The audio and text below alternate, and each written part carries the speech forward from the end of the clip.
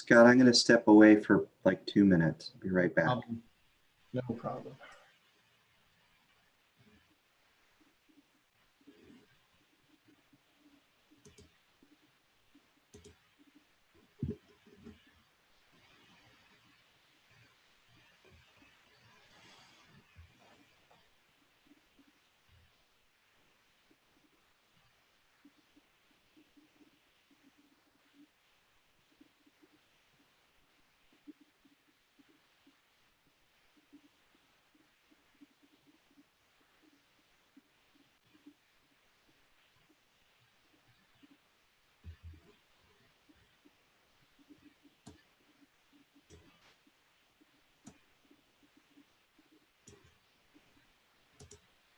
Hey, Jamie. Didn't you find that to be useful? Yeah, I did. Thank you. That's actually exactly what I wanted. Yeah, so you have plenty of experience. That you're ready for this kind of stuff for sure. Yeah, no, I am. I was feeling a little like I haven't done pre-flight or render since March, and I was feeling a little like, what if I can't keep up? But I can. It's fine. Like riding a bicycle. It is. Yeah. Yep. Thanks. You know, and I've sat through this several times, and I still enjoy watching Scott go through it because it brings up, you know, asking for terminator sharpness and specular reflection in ATM4. Those are both two very good ideas. No, yeah, that's so important because I do all the moons in 8th grade, and I make sure we can see the moon. And that was actually really helpful. I don't remember what I set my dome for, if I did that or not. Yeah, if you see it on the dome, especially if you've had the terminator set to soft and you bang it to bright, it's profoundly different. You realize, oh, how did I ever get by with a moon that looked that kind of soft and dim at the edges? Because it never looked like that. Yeah, I do a little game with them where we go around the room and all the kids tell me their birthday. And so we bring up the moon for their birthday and then they have to say what the phase is. 8th graders love seeing the moon the day they were born. They think that's really special. So then the whole class has to like, oh, it's a waxing gibbous. And oh, you have a new moon. And I don't know, 8th grade stuff. That's really awesome. It's a great idea. Yeah. Hey, Scott, thanks for the tip about the white sky thing. I always assumed it inverted everything. I didn't know it doesn't invert. Like if you have Jupiter, it doesn't invert the colors on Jupiter. Well, there's the other one that's invert, right? Yeah, that inverts. White sky is different. I just That's cool. into that. You know, if you guys have ever seen the any of the like magazine ads that we produce at Spitz, I mean, everything I do is always on a white background, and it's a really nice cheat to get it out of the sky. Yeah, that's really, really clever. I never would have even thought of that. All right, I don't see anyone waiting, so I am going to share again here.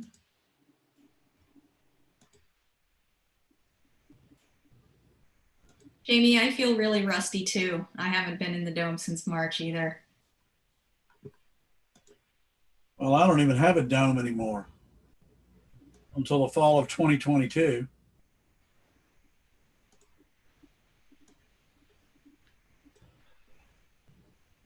Thank you, Dave, for making me a planetarian again by revealing the secrets of where all the files are in Preview Suite. Now I feel like I have a planetarium again, even if it is flat. Glad that worked out for you, Harold. It worked out really good. Good. All right, a thing that I should have mentioned, I think, in the previous session, and I'll mention it now. All of these tips and quite a few more are in the course notes. If you look in, I think they're organized by presenter. So if you look in my course notes, in the set of course notes we gave you, this is called, I think, Intermediate UI 1 and Intermediate UI 2. I tend to be a little aleatoric about this and just sort of bounce around and find what I find. So you'll actually discover a few more that I haven't covered. But one of the things that I want to move on to here are some preferences. And I found when I used to do training back in the dark ages, you know, preferences just are not that fun. It's tons of stuff to set in the background, and it can be very difficult to remember them. And then you have a set of preferences for pre-flight and a set of preferences for RenderBox. So I think of all the subjects you can learn in Starry Night, preferences tend to be a little dry. So I'm going to cover just a few of them that I think are the most useful. What I believe is really the most important one is setting your star field preferences. And I know many of you have done this, but maybe not given a whole lot of thought to what those things are actually doing.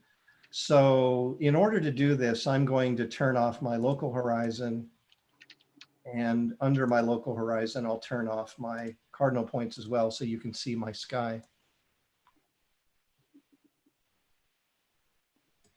And you have a set of preferences for pre-flight and a set of preferences for RenderBox.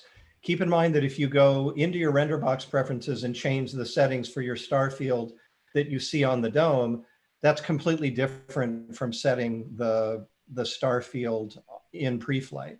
So if you find, by default, the pre-flight stars tend to look kind of oddly blobby, and it can be hard to find your way around in the sky. So if you've done it for your dome, but you've never done it for pre-flight, I'm going to do it in pre-flight just so that you see how to do it. They are identical in terms of commands. So I am going to go into my file menu. I'm going to go down to the bottom of this long list and select pre-flight preferences. And then under my pre-flight preferences, I have a drop-down box here that allows me to select brightness and contrast. Okay. And generally the way this is set up is the most important control that you're going to monkey with is this top slider that has two little buttons or two little handles on it. But you might find when you first go into this that it's actually set up with this contrast and range set to the middle. My recommendation before you start changing any star field settings is to move your contrast all the way to the left and move your range all the way to the right. Less contrast is actually sort of labeled backwards. I find when it's set to less contrast, they pop more. They seem to be much more visible against the sky. If you have it set to more contrast, the dim ones become so dim that they're a little hard to see. So I actually set to 0 on contrast and range as high as it will go. What range does is it constrains how big a big star can be relative to a small star. With a very low range, a big star can be enormous and a small star can be tiny. If you have the range as high as it'll go, they're forced to all be similar in size. So what you want is your range as high as it will go, and then you can start monkeying with these settings. There is a time near the end where you actually might want to play with your range a little bit. For getting started, I recommend range all the way up, contrast all the way down. Just kind of a hard rule for starting. So I'm going to cheat now, and I'm going to bring this down again so you can see what these things are doing. This little slider on the right sets the size of the brightest, or really the largest stars in the sky, right? Because a bright star in Starry Night is really just a bigger star. So if I slide this right slider, the large star slider, higher and lower, the stars, not my stars, because Christy's still here, she'll make fun of me if I say my stars. The large stars get much bigger. If I slide this slider to the left, the large stars get much smaller, okay? And if we want the tiniest possible large stars and the tiniest possible small stars, that's when we make the large stars as small as they can be. So what you'll notice, the way this works practically, is if I slide my right slider, the right slider back and forth, the bigger it gets, the more bright stars you see. If I slide the right slider to the left, the smaller the bright stars get. So here's what I do. And I find a kind of a neat trick is to go into my dome. If I'm trying to get the stars set properly, since I wear glasses, I'll take my glasses off and I just see how many bright stars are visible. When they're fuzzy, I either see them or I don't. They're not sort of brighter or dimmer, they're just there or they're not. So if you're wearing glasses or contacts, you can squint to do this. I will make the stars as bright as they can be. And I'll pick out a constellation in the sky. I like to use Orion, which, there we go. Make Orion kind of visible there. Where'd you go, Orion? There you are. What I will do is I'll begin bringing the size of the bright stars down as much as possible where constellations still pop, they're still visible. What'll happen is if your brighter stars get too small, you can't make out constellations anymore. You won't see Orion, you won't see the Big Dipper. They'll just dissolve into the background stars. So my goal here is I will try to make those stars as tiny as I can make them, the large stars, while still having visible constellations. If you go too far to the left, constellations disappear. If you go too far to the right, they just look too big and blobby. So what you're shooting for is something in between. Keep going left, left, left until they're small, but your constellations are still visible. Then what I'll do is I'll bring the dim stars up until the amount of dim stars looks realistic. So if we take the dim star slider and we bring it way up here, that is not a realistic looking set of dim stars, right? We just want them to be dim to the point where we see dim stars, but they're not overwhelming the bright stars. And typically what you have to do is when you make these, notice when I adjust these sliders, they jump by a lot. I get like 13, 26, 32. What I do with the dim stars is I'll actually type in 0.01 and I'll look at the sky. 0.02, I'll look at the sky. 0.03, 0.10. So I will typically not use this slider except to kind of get the range where I like it for the dim stars. And then I will type in something like 0.16, 0.17, 0.18, okay? The only time you might want to use the range is occasionally we like where the dim stars are set. We can see our constellations, but those constellations are a little too dim. In that case, sometimes we'll creep the range down a little bit just to make those dim stars, just to tweak it, to fine tune it, to make them a little bit bigger, okay? But in most cases, you'll do this adjustment with the range all the way up. Does all of this kind of make sense? Any questions about those settings? Okay. So the one trick that I recommend that you might not be doing is try that trick where you go in, you're trying to make the bright stars as dim as you can get them, or as small as you can get them, but either squint or take your glasses off. And if you can still see constellations under a squint or with your glasses off, you probably got them set pretty good. Okay. Thank you. All right. A few more preferences that are useful here. Before I do this, I'm going to home my system so you see what I'm talking about here. Raise a hand. I can't see everybody, but raise a hand if your dome is tilted. Is anyone in a tilted dome? I think Columbia Basin is the only one in the group that I can think of. Yeah, you're special, Christy. You've got a tilted dome. So Christy, do you have your default horizon tilted or do you just leave it flat? We leave it flat. Okay. All right. Just to explain what we're talking about, this only applies to Christy, but just in case you were wondering what this is, if you ever get another job and you happen to be in a tilted dome, if you go into your, I believe it's in your pre-flight preferences, under the general preferences, you'll notice a default viewing altitude. If you ever wanted to take the whole horizon and tilt the front up and tilt the front back, if you adjust this tilt and then close that setting, you'll notice that the horizon now is automatically tilted. This is typically done for domes with a tilt, because what it'll do is if the audience is looking straight ahead and it's a 20-degree tilt, straight ahead for them is 20 degrees up the dome, right? Their eye line is up at 20 or 30 degrees or something. So what this does is it just tilts the horizon. So if you ever find yourself working in somebody else's dome that has a tilt, you have the ability. And again, that is under pre-flight preferences. The very bottom one is default viewing angle. Most of you will have it set all the way to the right. And what that does is it just wraps the horizon evenly around the dome. Okay. We do have our zenith set to correspond with our tilt so that people don't have to look up so high, but our horizon is flat because otherwise it just kind of looks weird to us. How do you do that? How do you separate your zenith from your horizon? I think the zenith is in render box preferences, if I remember. Interesting. Okay. I have never done that, but let's chat sometime later in the week. I'd like to see how that's done, actually. That's very useful. Okay. A much more useful tilt like this is what we call focus of interest, and it's pretty important. I am going to take us to Mars just because I like using Mars as an example for flying around in space. So I'm going to right click on Mars, tell it to go there, and then I will take us to near Mars. And just so that Mars is nice and visible, I'm going to hold down my shift key and scroll it.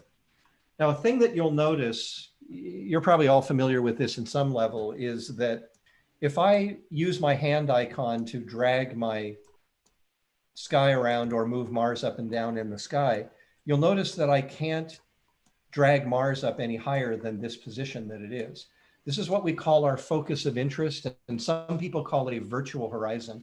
The reason we call it a virtual horizon is if I'm flying toward Mars, if it's way off in the distance, and Mars comes flying in toward me, visually, your eye will kind of take that as the horizon. That's your eye line. That's where you're looking straight ahead, basically.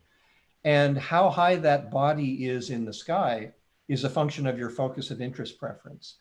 So this time I'm going to go into File, Render Box Preferences,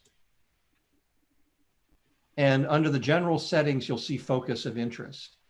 If I have it set to very, very close to the dome edge, you'll notice that Mars will be living way down there on the dome edge, right? And if I have it set to, again, File, what did I do? File, focus of interest, and I go a bit higher, then that allows me to set my Mars higher in the sky. So everything that flies in and out, your auto-identify constellation, I believe, is going to be located at that part of the dome. And this is really important when using ATM4. You guys will notice that when you're running Bradstreet's lesson, he has a lot of cues in his lessons called INT. What INT is ATM4 setting the focus of interest. And so what will happen is sometimes you'll run a part of his show and you will encounter one of his focus of interest cues. Because Dave's dome is circular, because everybody's looking toward the center, Dave doesn't have his focus of interest set really low, because for some students sitting against the wall, that's going to be above their head behind them. Dave has his focus of interest set like this. Again, if I go to my File, Render Box Preferences, and I set the focus of interest all the way to the dome zenith, most of the stuff Dave does is with the focus of interest set at the zenith. So that if he's flying into Mars, at least everybody sitting around the edge of the dome gets the same view from the top, right? So most of you have your focus of interest set somewhere down here. So if ATM4 encounters one of Dave's focus of interest cues, it will change your focus of interest and it won't come back. You'll be displaying favorites files, you'll be displaying your scenes and wondering, holy crap, why did everything lift up to the top of my dome? It's because it hit one of Dave's focus of interest cues. So here is what you want to do to keep that from happening to you, or at least to undo the thing that Dave did. The first thing you want to do, and this is important, you might even want to jot this down, is the first thing you want to do is get all of your preferences set the way you like them. Make sure all of your preferences, focus of interest, horizon tilt, your star field settings, everything, make sure they're set exactly the way you like them. Just take about 10 minutes or 15 minutes and go through and get them really good. And then I'm going to open ATM4 for a second here. And I'm going to do a thing that we don't demonstrate very often.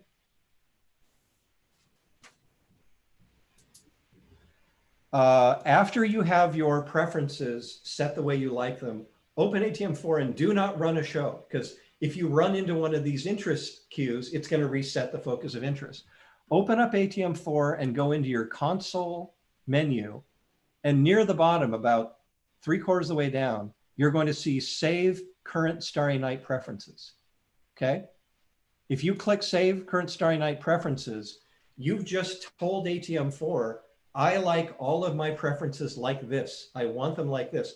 So if you encounter one of Dave's focus of interest cues, then all you have to do is put in a PFNS cue in your script to reset to your preferences. Dave, is that under control? Or is that under Starry Night? I believe that's under Starry Night, yes? What is preferences PFNS cue. That's in Starry Night. Starry Night, right. So I know this might be getting a little confusing, but if your preferences get all out of whack, because Dave, you know, not his fault, but messed it up by using a focus of interest cue. Yeah, it's my fault.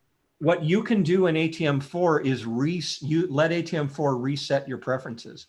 So what you would do under Starry Night is you would just put on the timeline, you'll see a cue called PFNS, preferences. If you click on that and then just hit OK, you've just hit a cue.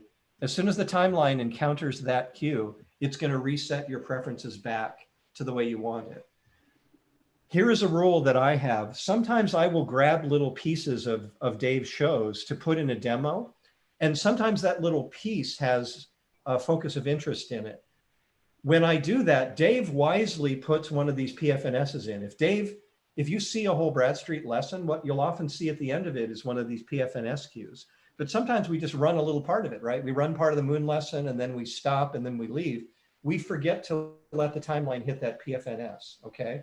So there's a couple things you can do. Either place a PFNS cue, a preferences cue, right at the end of it so you make it absolutely sure that your preferences get reset.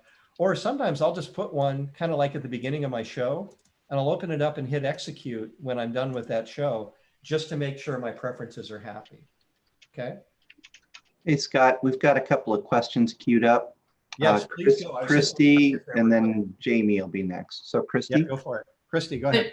I was just going to mention, I realized as you were going through that, it's not the zenith that we have adjusted, it's the focus of interest in our tilted dome, so that things are a little bit less high up. So when you are tilted, your Altaz meridian is, your Altaz zenith would be tilted with your horizon, I think, right? A little toward the back. Yeah, something like that. But it ends up being at your zenith anyway, right? Because if your dome is tilted, you end up being at the actual, if that makes sense. Anyway, okay. Okay, any other question? Jamie, and then Leslie will be after that. So Jamie. Go, Jamie. Okay, so the PSNFQ, do you put that in the beginning and the end? The beginning to save what your preferences are at that second, play the show, then PSNF go back to what they were at the beginning of the show? To answer your question, it would never ever hurt to put one at the beginning, because let's say, again, you ran a little piece of one of Dave's lessons and now your focus of interest is at the zenith, and now you want to run one of your shows. As soon as it hits that PFNS at the beginning of your show, you're going to be good to go again, right? So it's not a bad idea to stick them at the beginning of a show as well. It's a wise thing to do. Okay, mine don't. Dave's lessons are fine for my system because they're all my system's at the zenith anyway. Right. It's more Dan's. Every time I play like a snippet of Dan's things, it goes all bad. Yeah, and then you'll go to run one of your favorites or a show, and everything's tilted in a weird way. So if you get into that mode, you know, worst case, if you realize, oh, it's the beginning of my show, you could always just double click, say PFNS and hit execute, and bang, you're right back in business. You're good to go. Okay. Wait, hold on. I don't understand what Kelly just wrote to me. Kelly, can you explain? I'm sorry.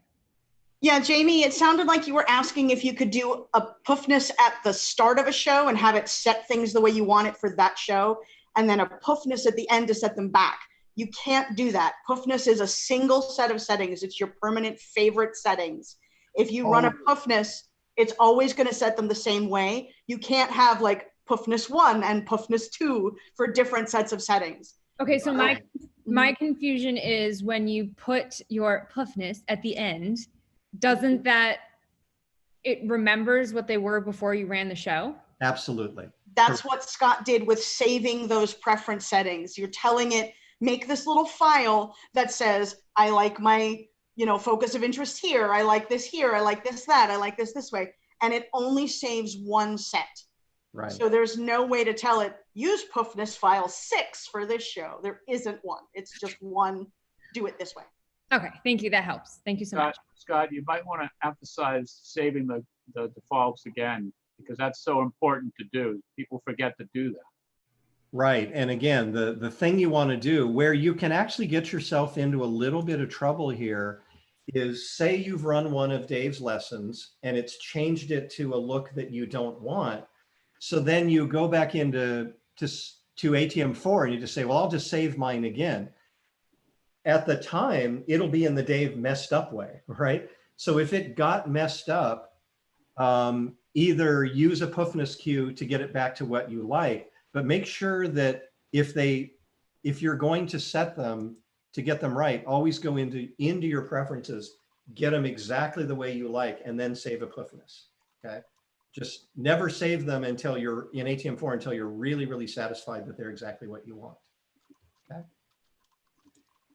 And then Leslie? Okay, so first of all, thank you for this, because every time I was running Dave's shows, it went back to something that was completely opposite of my dome. So thank you. Second of all, what if you said you went to the console in ATM4 and then went down to save current Starry Night preference? Is that correct? That's correct. It's under the. Does that have to equal your preference or your default on Starry Night? They have nothing to do with each other. Your defaults are all about view options. Okay. Your defaults are setting all of these guys right here.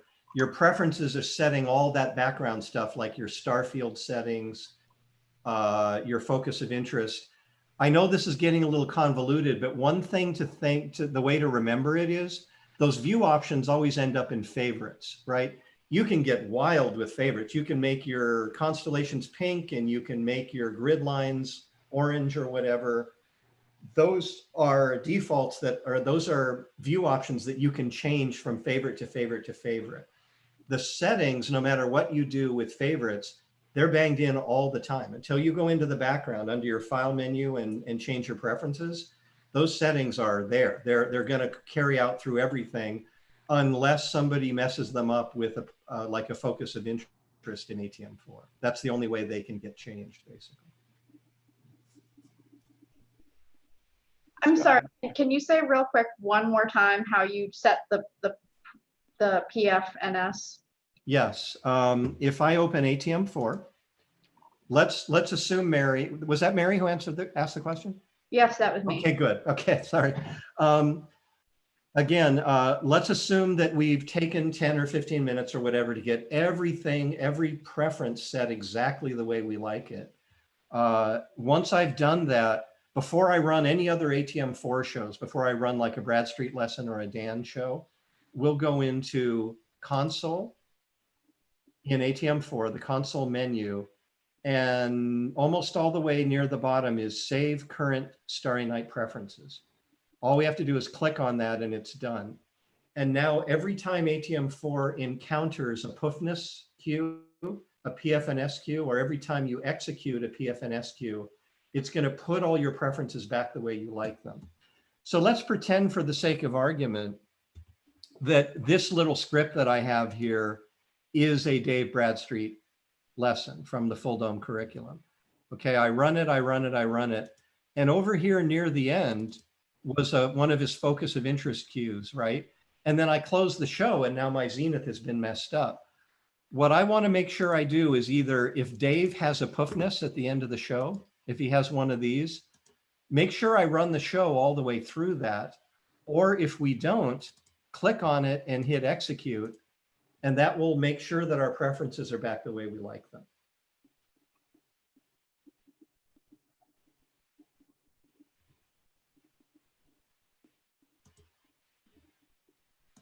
So you can think of a Puffness as a get the system back to doing everything I like it to do. But you have to do that step, remember to do that step of going into ATM4 console and saving them so that a preferences queue does something. It has to know what your preferences are. So it's good to have a Puffness at the end of every like little sub show. assuming that the focus of interest changed. If there wasn't an INT cue in the show, you're fine. What if there wasn't an INT code cue and but you put a puffness? Does that really do anything? As long as the puffness, as long as your preferences wasn't changed by something external, your preferences won't change. This is only in reaction to typically a focus of interest changing it. And I think there are a few other cues in Starry Night, or cues in ATM4 that are addressing preferences. A good example is when you make an OA, I'm just about to go into responsiveness preferences.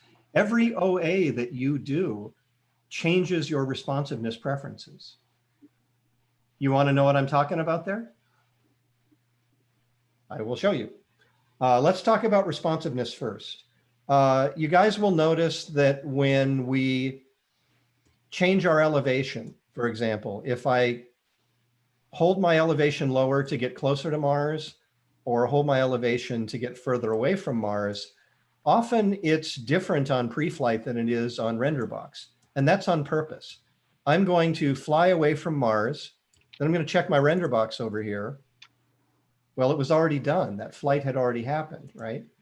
So this is why we have responsiveness. Responsiveness is when we pan to things, when we say center an object, for example, how quickly does it center? When we fly toward and away from things, how quickly do we fly toward it and away from it?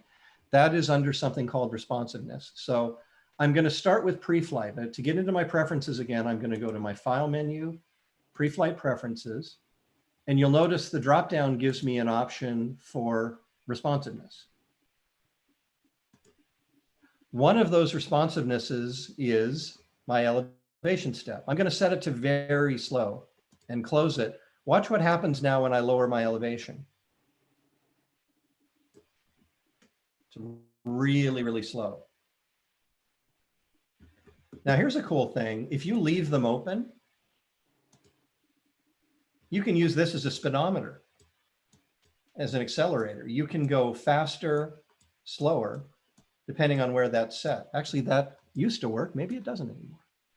Anyway, but if I set this to much faster, and then I do an elevation change, see how quick it is? It's really speedy. And a lot of times what we'll do is we'll set this one really quick. So pre-flight preferences, I'll set my elevation to be pretty fast. And then on my render box, I'll have it be slow. Render box preferences, responsiveness, and I'll have elevation set to quite slow. That way, what I can do is very quickly get to where I want to go. Watch, if I want Mars to be pretty far away like that, but I want that to happen quite slowly. Oh, my render box crashed. Did it? Yeah, I think my render box crashed. Sorry, guys, I got to do a quick.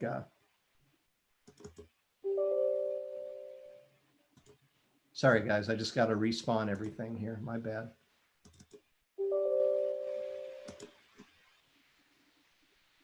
But you guys understand the concept, right? If you fly very quickly in pre-flight, that allows you to get close to Mars and far away from Mars in pre-flight very quickly, but it will perform that very slowly on the dome, right?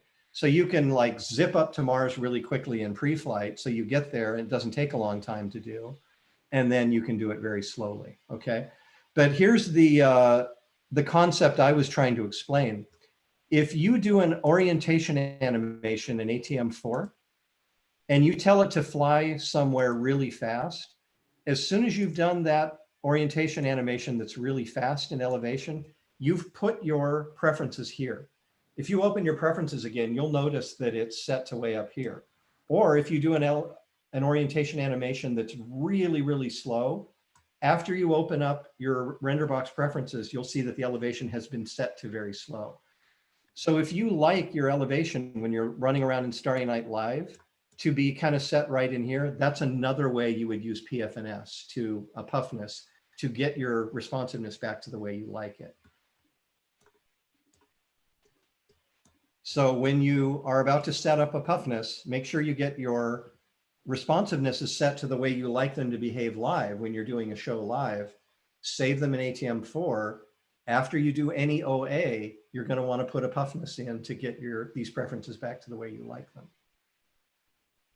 Make sense?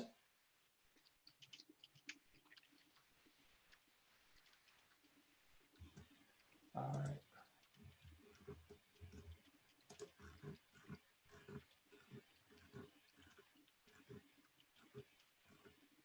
All right, I want to show you guys one more little trick here that it's a little bit like the moon terminator thing. One thing that will sometimes happen in Starry Night is that your sun in the sky and your moon in the sky will look a little bit goofy. And in particular, I don't know if you guys have noticed this. I think I can demonstrate it by going to the moon here.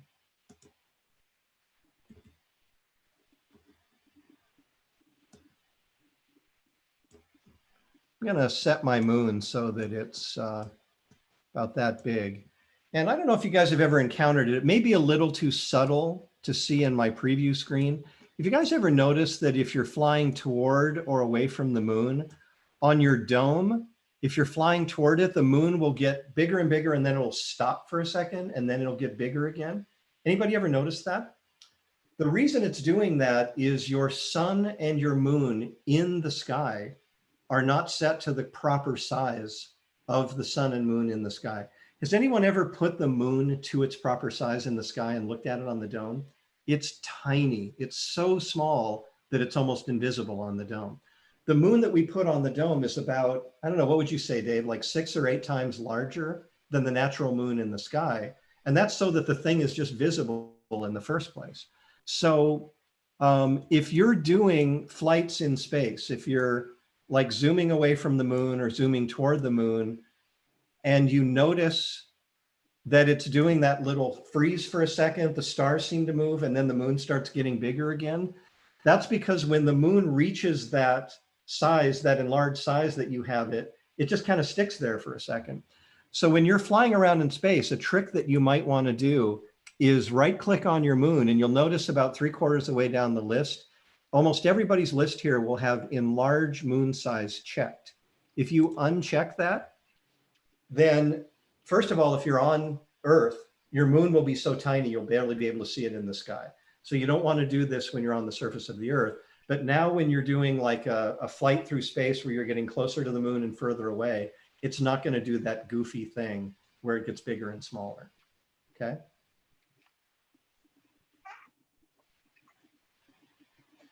And you also have that same thing for the sun. And the funny thing is I only do this during Institute training every year, so I always forget where this guy is. Does anybody remember whether sun sky size scaling is here or is it under preferences? I think it's it might in be preferences. Yeah. Thank you. Was that Christy? Yeah. Thank you, Christy. I appreciate it. Under render box preferences in brightness and contrast, one thing you're going to notice here is a little slider for sun size scaling. This allows you to make your sun really big or really small in the sky. And it does have kind of a little detent. You'll notice that if you drag it left and right, I forget where it is, it's like 1.91 or something like that. And I have it in the course notes. It will be exactly the size of the enlarged moon, right? Because you want your sun to be precisely the same size as the moon. You don't want it to be its tiny regular size in the sky, or eclipses won't look right, right? The moon will pass in front of the sun. And I don't know if you've ever run into this. Every once in a while, you'll see the sun and the halo looks oddly positioned, like the sun is really big and the halo is just barely sticking out around it. That's because somebody in their show has changed that, and then that can end up in somebody's ATM4 show as well. So this is another reason to use a PFNS, is if you're running a show and all of a sudden your sun seems to be the wrong size or your eclipses look wrong, make sure that under your preferences, file menu preferences, render box preferences, brightness, contrast, you have your sun size scaling. So let me review that one more time. If you go into your file menu, render box preferences, set this box to brightness, contrast, and then I think, if I'm not mistaken, there is kind of a little stick there. I think it's 1.91. Christy, do you happen to remember the number? Yeah, that's what we have our set at usually. I think it's 1.91 will make your sun identical in size to your moon when your moon is set to enlarge. Hey, Scott, Kelly was asking if ATM4 has the ability to turn off enlarging the moon. I don't believe it does, but keep in mind that that is also saved in a favorite file. That's not a preference, that's an option, technically. That is the only way to do it. Right, through a... I had to do it for a program. Right, right. So do you know if it'll queue capture, Linda? Did you happen to try it as a queue capture or not? I didn't. I just saved it as a favorite file. Okay, all right.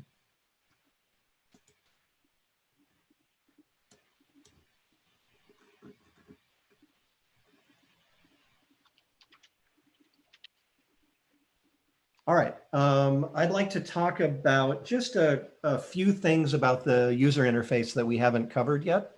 One of the things in Starry Night that not everybody plays with, it's actually really, really useful, and it's particularly useful over here in the fine screen, is the fact that you can customize these fine screens, and usually the headers of things like your favorites pane, to look like you want them, right?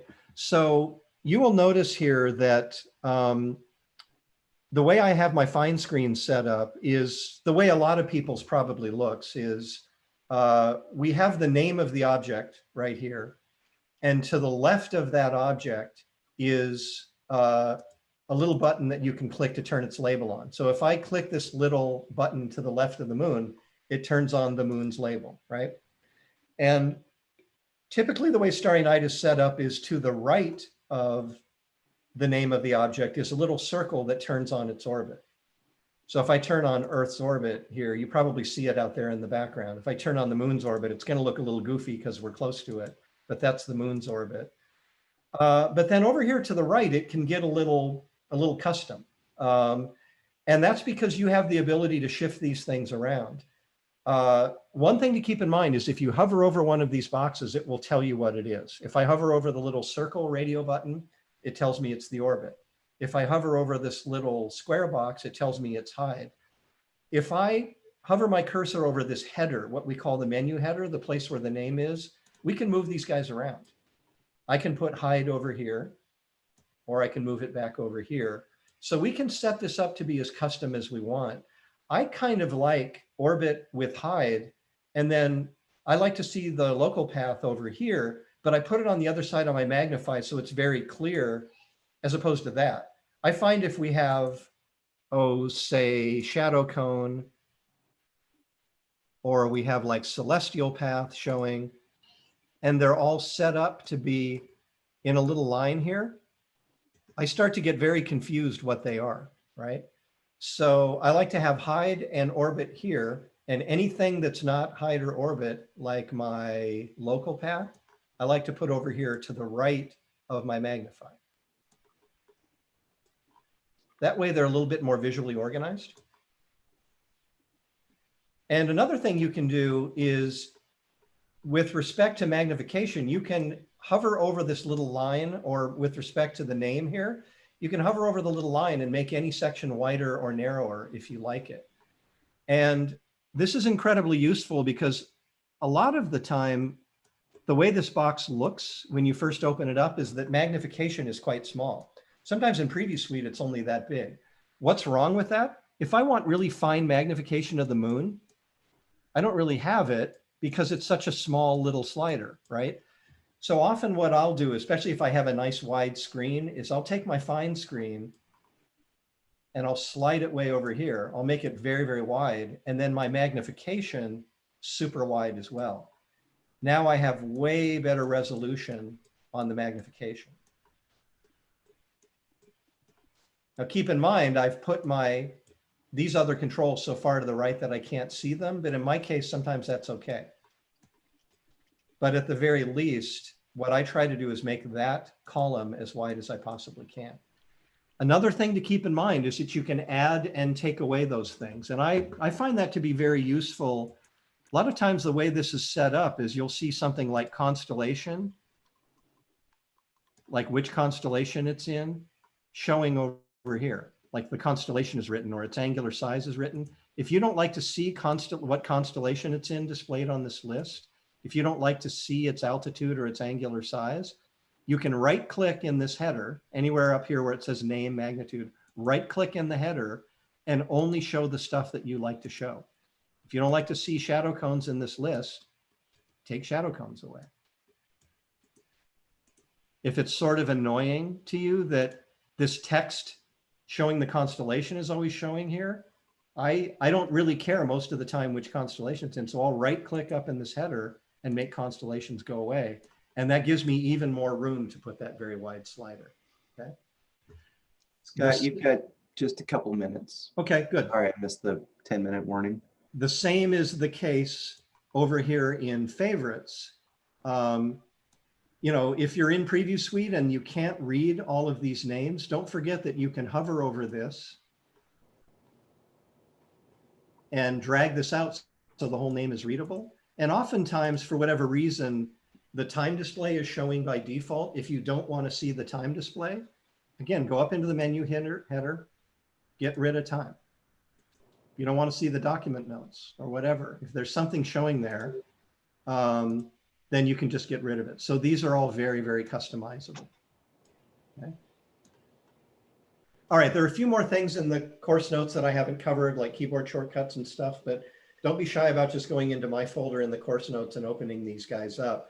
Before I'm done, since we've got a minute or so left, any other questions just very generally about the user interface or anything that bugs you about the user interface we want to touch on real quickly?